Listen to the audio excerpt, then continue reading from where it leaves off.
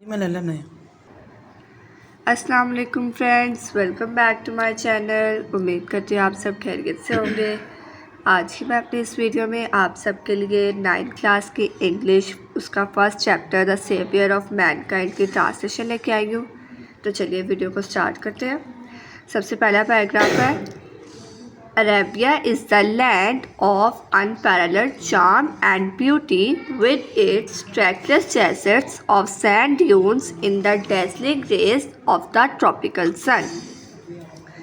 عرب اپنی بے مثال حسن و دلکشی اور بے حد گرم سورج کی چندھیا دینے والی کرنوں اور ریت کے ٹیلوں کے بے سراغ صحراؤں کی سرزمین ہے۔ Its cherry sky has excited the imagination of poets and travelers. اس کے تاروں بھرے آسمان نے شعراء اور مسافروں کے تخیل کو جلا بخشی یعنی ابھارا ہے۔ It was in this land that the رسول اللہ صلی اللہ علیہ وآلہ وسلم was born, in the city of Makkah Mukarramah, which is about 50 miles from the Red Sea. یہی وہ سرزمین ہے جس میں رسول اللہ صلی اللہ علیہ وآلہ وسلم شہر مکہ مکرمہ جو کہ بحیرہ احمر سے تقریباً 50 میل دور ہے میں پیدا ہوئے تھے۔ Second paragraph The Arabs possessed a remarkable memory and were an eloquent people.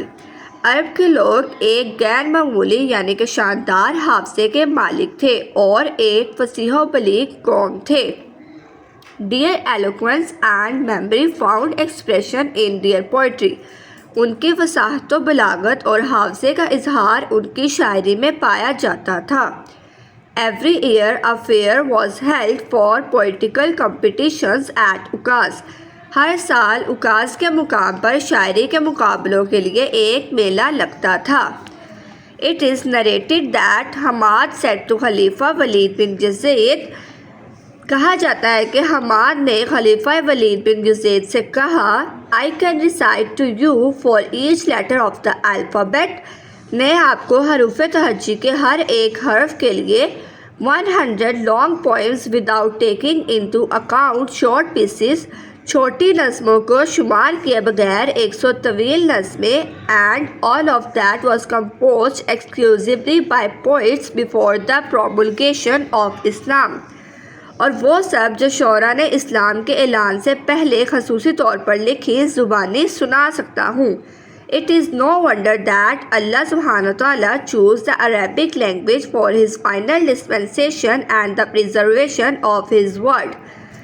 یہ کوئی معمولی تعجب کی بات نہیں کہ اللہ سبحانہ و تعالیٰ نے اپنے حتمی پیغام کے پھیلانے اور اپنے کلام کی حفاظت کے لیے عربی زبان کا انتخاب کیا۔ Third paragraph In the 5th and 6th centuries, 5ویں اور 6ٹھی صدی میں mankind stood on the verge of chaos. بنی نوع انسان انتشار کے دھانے پہ کھڑا تھا۔ It seemed that the civilization which had taken 4,000 years to grow had started crumbling. ایسا لگتا تھا کہ وہ تہذیب جس کو بننے میں 4,000 سال لگے ٹوٹ پھوٹ کا شکار ہونا شروع ہو گئی تھی۔ At this point in time, اس مرحلے پر اللہ سبحانہ و تعالیٰ raised رسول صلی اللہ علیہ وآلہ وسلم among themselves to lift humanity from ignorance into the light of faith. اس مرحلے پر اللہ سبحانہ و تعالیٰ نے انہی میں سے ایک رسول صلی اللہ علیہ وآلہ وسلم مبعوث فرمایا جس نے انسانیت کو گمراہی سے نکال کر ایمان کی روشنی میں لے جانا تھا۔ Paragraph number 4 When Hazrat Muhammad صلی اللہ علیہ وآلہ وسلم was 38 years of age, he spent most of his time in solitude and meditation. جب حضرت محمد صلی اللہ علیہ وسلم 38 برس کے ہوئے تو آپ صلی اللہ علیہ وسلم اپنا زیادہ تر وقت تنہائی اور مراقبے میں گزارتے۔ In the cave of Hira, he used to retire with food and water and spend days and weeks in remembrance of Allah subhanahu wa ta'ala. غار ہیرا میں آپ صلی اللہ علیہ وسلم پانی اور خوراک لے کر کئی دن اور ہفتے اللہ سبحانہ و تعالیٰ کی یاد میں گزار دیتے۔ Paragraph number 5 The period of waiting had come to an close. انتظار کا وقت ختم ہو چکا تھا. His heart was overflowing with profound compassion for humanity. آپ صلی اللہ علیہ وسلم کا دل انسانیت کے لیے گہری ہمدردی سے لبریز تھا. He had a pressing urge to eradicate wrong beliefs, social evils, cruelty and injustice. آپ صلی اللہ علیہ وسلم غلط عقائد، سماجی برائیوں، ظلم اور ناانصافی کے خاتمے کی شدید خواہش رکھتے تھے. The moment had arrived when he was to be bestowed with نبوت. وہ لمحہ آ پہنچا جب آپ صلی اللہ علیہ وسلم کو نبوت سے سرفراز کیا جانا تھا. One day when he was in the cave of Hira, حضرت جبرائیل came and conveyed to him the following message of Allah سبحانہ وتعالیٰ. ایک روز جب آپ صلی اللہ علیہ وسلم غار ہیرا میں تھے تو حضرت جبرائیل علیہ السلام آئے اور آپ صلی اللہ علیہ وسلم کو اللہ سبحانہ وتعالیٰ کا مندرجہ ذیل پیغام پہنچایا. Read in the name of thy Lord who created man from a clot of congealed blood. Read, and thy Lord is most bountiful, who taught the use of pen, taught man that which he knew not. پڑھ اپنے پروردگار کے نام سے جس نے انسان کو پیدا کیا. اس نے انسان کو ایک نطفے یعنی کہ جمے ہوئے خون سے پیدا کیا. پڑھ، اور تیرا پروردگار سب سے زیادہ رحیم و کریم ہے جس نے قلم کے ذریعے سکھایا انسان کو وہ سکھایا جو وہ نہیں جانتا تھا. Paragraph number 6. The revelation of the divine message which continued for the next 23 years had begun. پیغام الہی کی ترسیل جو کہ اگلے 23 سال تک جاری رہی شروع ہو چکی تھی. And the رسول اللہ صلی اللہ علیہ وسلم had arisen to proclaim the oneness of Allah and the unity of mankind. اور رسول اللہ صلی اللہ علیہ وسلم اللہ سبحانہ تعالیٰ کی وحدانیت اور انسانیت کے اتحاد کا اعلان کرنے کے لیے اٹھ کھڑے ہوئے. His mission was to destroy the nexus of superstition, ignorance and disbelief and set up a noble conception of life and lead mankind to the light of faith and divine bliss. آپ صلی اللہ علیہ وسلم کا مقصد توہم پرستی، جہالت اور کفر کے گٹھ جوڑ کر تباہ کرنا اور زندگی کا ایک اعلیٰ وارفہ تصور قائم کرنا اور نور ایمانی اور اللہ کے خوشنودی کی طرف انسانیت کی رہنمائی کرنا تھا. Paragraph number 7.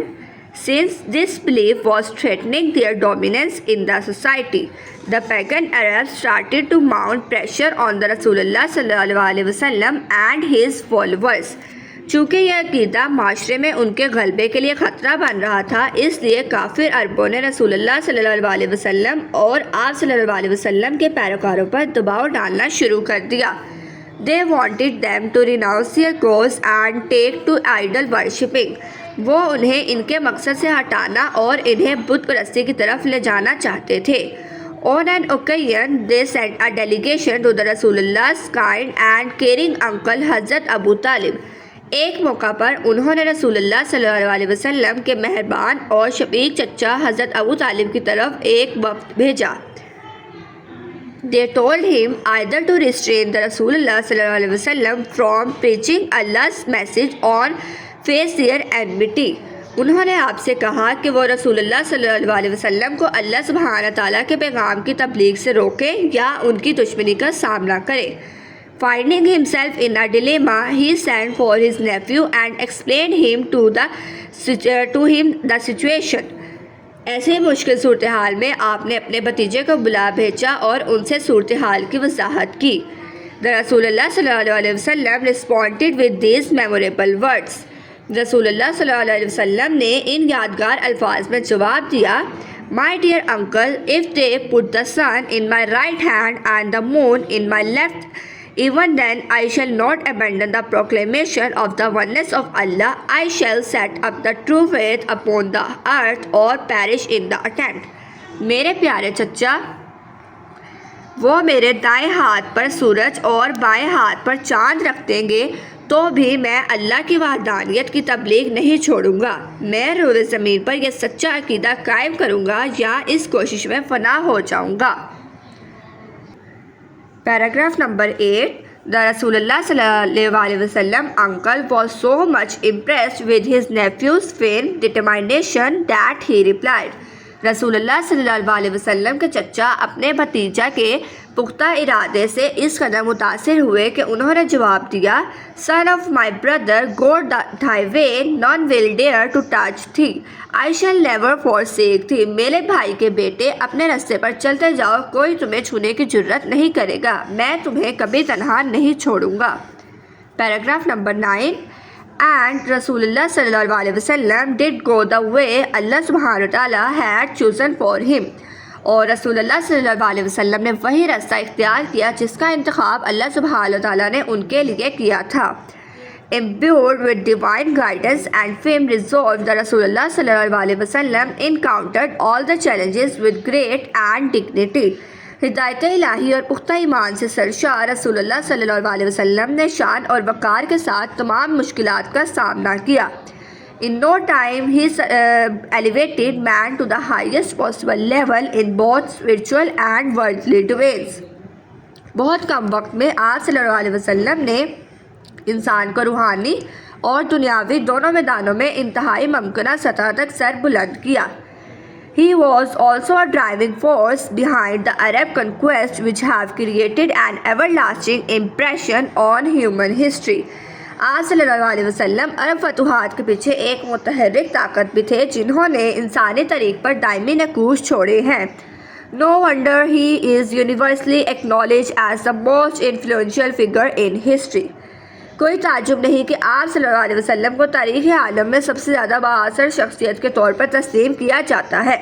In the words of Michael Hart, a great historian ranking of the most influential persons in history.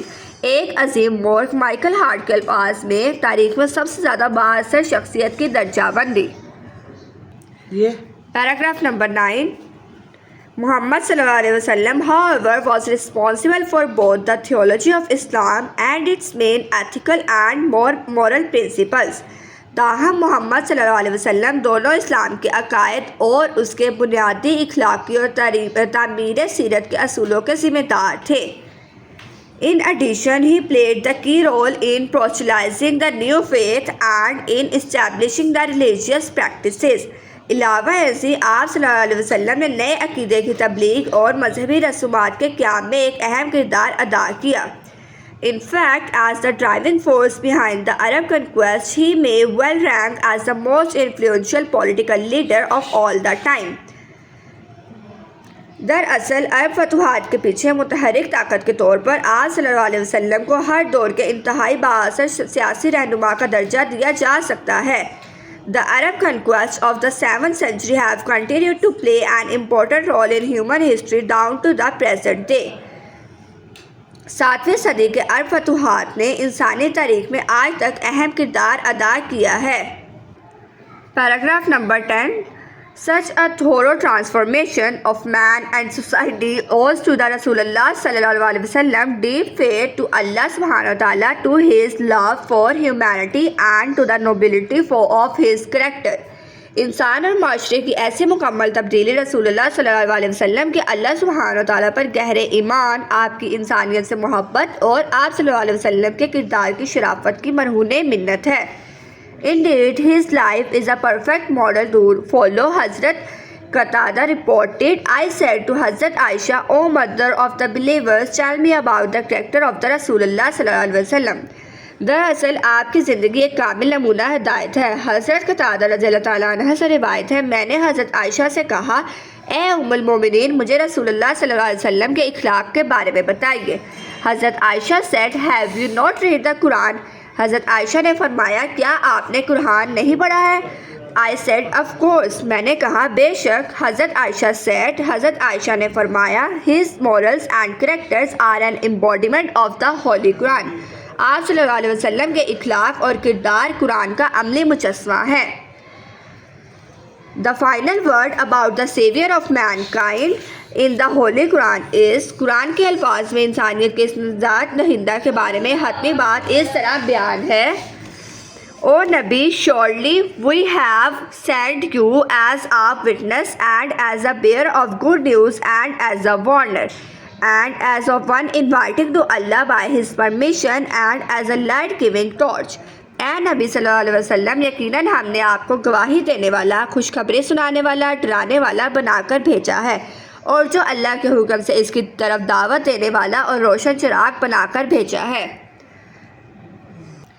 امید کرتی ہوں آپ کو میری یہ ویڈیو اچھی لگی ہوگی۔ اگر آپ کو میری یہ ویڈیو اچھی لگی ہو تو ویڈیو کو لائک، شیئر اور چینل کو سبسکرائب ضرور کیجیے گا۔ اس کے ساتھ ساتھ بیل آئیکن کے بٹن کو ضرور دبائیے گا تاکہ میری نئے آنے والی ویڈیوز آپ تک سب سے پہلے پہنچ سکے۔ میرے اگلی ویڈیو آنے تک اپنا خیال رکھیے گا۔ اللہ حافظ۔